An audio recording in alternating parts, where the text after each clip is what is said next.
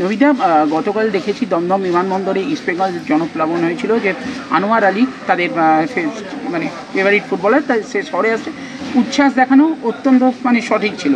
কিন্তু সেখানেই একটা বিচ্ছিন্ন ঘটনায় একজন আমাদের সাংবাদিক বন্ধু অরিত্র, তাকে কিছুটা হলেও নিগৃহীত হতে হয় এবং সে গতকাল হসপিটালে ভর্তি ছিল, আজকে বিকেলে তাকে ছাড়া হয়েছে।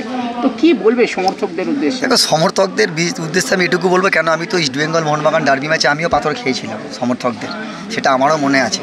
কে মেরেছিল সেটা পরের প্রশ্ন, কিন্তু আমার মনে হয় এই ধরনের যারা দিন রাত কষ্ট করে খবর দেখায় বা যারা দিন রাত এখানে ছুটে ওখানে ছুটে কোন প্লেয়ার কখন আসবে না আসবে যারা আপডেট দেয়, তাদের সঙ্গে এমনি করাটা আমার মনে হয় না এটা শোভা পায় না। আমার মনে হয় আমার কলকাতার বাসিন্দারা এটা করতে পারে না, সাপোর্টাররা। এই কী টাইপের সমর্থক যে রিপোর্টারকে মারবে, এটা বাজে জিনিস। যারা করেছে আমি জানি না কি হয়েছিল, কিন্তু কাউকে মারাটা আমি মনে করি না এটা সঠিক অবলম্বন। কেন মারা জিনিসটা একদমই খারাপ। সে তার নিজের রুজি রোজগারের জন্য ছুটে বেড়াচ্ছে, তাকে আমি মারবো?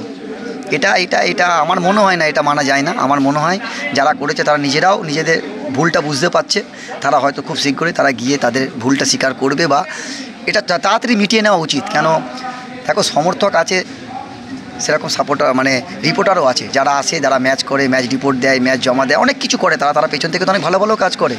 তা আমার মনে হয় তাদের সঙ্গে বন্ধু হিসেবে বন্ধুর মতো মিশেই চলা উচিত। এটা কিন্তু একটা সম্পর্ক রাখা উচিত। আমরা প্রত্যেকেই তো বাঙালি, আর বাঙালিকে মারবে এটা আমি মানতে পারি না। Extra time.